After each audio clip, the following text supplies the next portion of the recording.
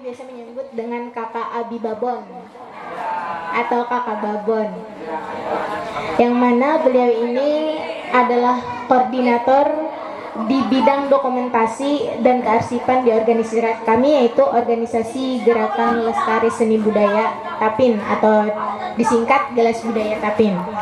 Nah, kami ucapkan juga selamat datang dari komunitas O2P Tapin, O2P Studio, Gelas Budaya Tapin, Twin B Pictures, Resistant Project, juga Sanggar Karamunting.